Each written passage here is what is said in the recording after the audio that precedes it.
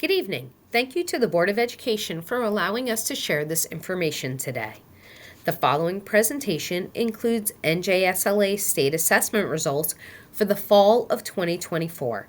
After identifying what data is represented in each slide, we will spend some time at the end identifying some successes, areas of growth, and interventions. We will also indicate our next steps.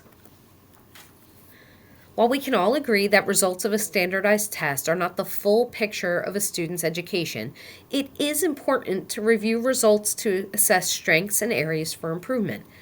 In addition, it is useful to notice trends in scores to see if our programs are moving students in the right direction.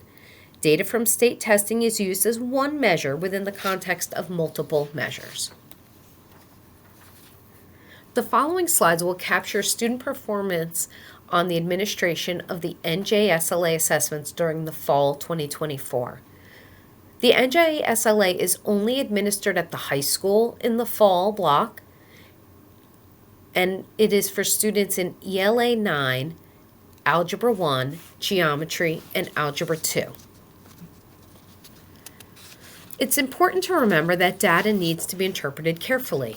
The NJSLA is a snapshot that provides information about a student at one particular time. In addition, the report that follows is an incomplete data set since it represents only a portion of the students who will test in the NJSLA this year in those courses. We are committed to using multiple measures to assess student progress and attainment. As we begin to unpack this data, we will look closely at the level of all students to see what types of changes need to be made to our curriculum, instructional practices, and our tiered system of supports. As a reminder, the NJSLA uses 5 performance levels that delineate the knowledge, skills, and practices students are able to demonstrate.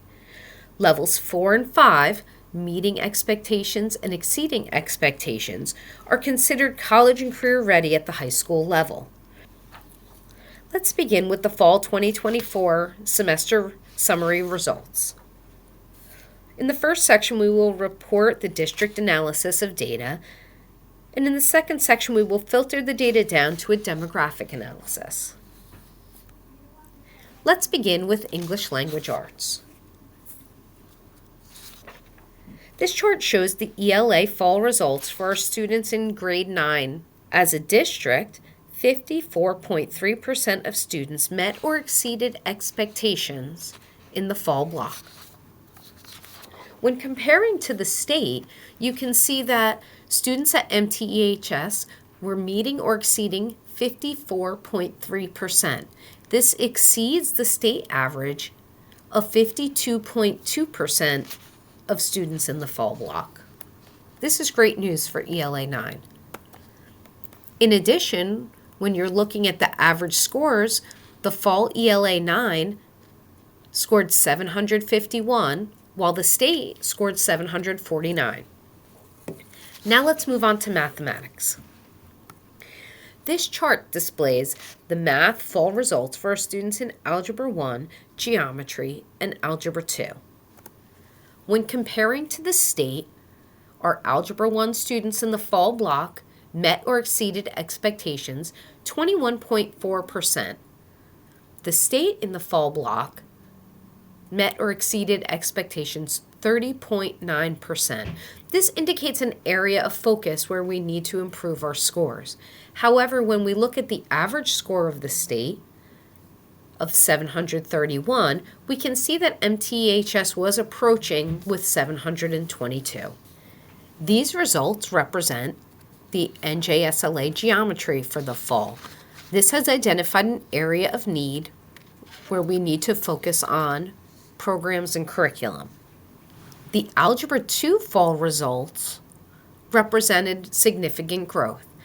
MTEHS averaged 36.7% meeting or exceeding, while the state averaged 34%. In addition, Algebra 2 exceeded the state average score with a 738, while the state had a 726. Now we will move on to a demographic analysis. This chart displays the results of the fall ELA administration by race. It allows us to interpret if there are trends impacting a specific subgroup. Note, to protect student privacy, data on the number of students for cohorts with fewer than 10 students are excluded from this report and represented by a dash. This chart displays the results of the math administration by race. It includes students who had tested in algebra, geometry, and algebra 2. This chart has data related to gender in English language arts.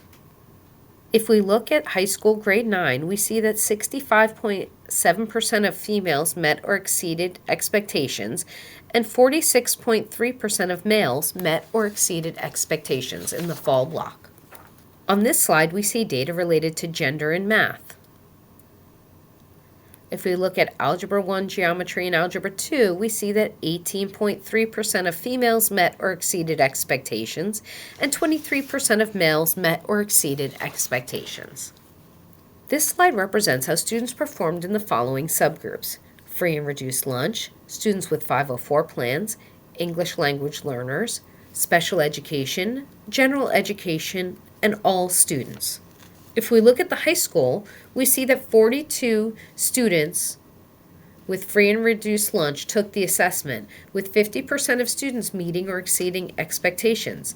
This represents a 6% increase in the number of students with free and reduced lunch who met or exceeded expectations in the 23-24 NJSLA. This slide shows mathematics data for the following subgroups: free and reduced lunch, students with 504 plans, English language learners, special education, general education, and all students. For example, if we continue with students with 504 plans, we see that 12 students tested, with 23% of students meeting or exceeding expectations. The following strategies have been implemented to improve scores. A district focus this year has been small group targeted instruction. Teachers have been implementing impact cycles and focusing on data to drive instruction. The high school staff and administration met and examined and adjusted the order of topics in geometry to make sure the main standards fall before the test. We continue to use the district in building assessment committees to disaggregate data.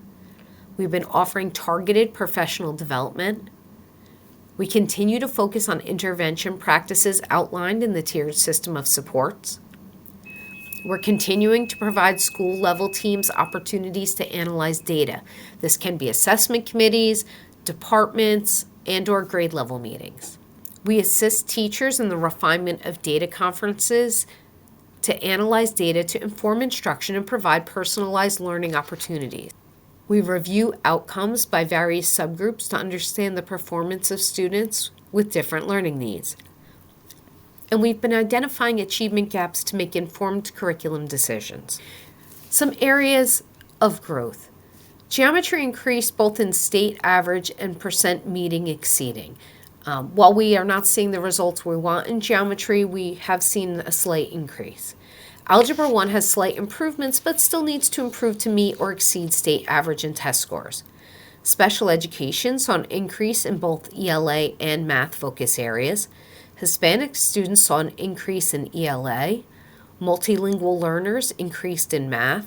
Even in areas of achievement, we will continue to focus on math to bring students closer to the state average and percentage. Next steps for data analysis and reflection.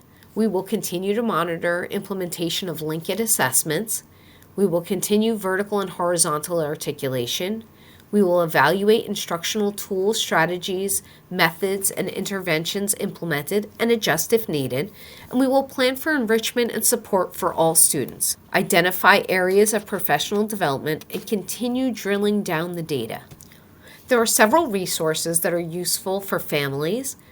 Some are on our district website or on the state's assessment frequently asked question page. Some questions that can be answered is: how do we prepare for state assessments? What are the annual assessments based on? And what is an NJGPA? We can also find the 24-25 testing schedule for the entire year on the district website. There is a link to the high school graduation testing requirements, and the NJDOE has an entire page devoted to assessment. Thank you for your support.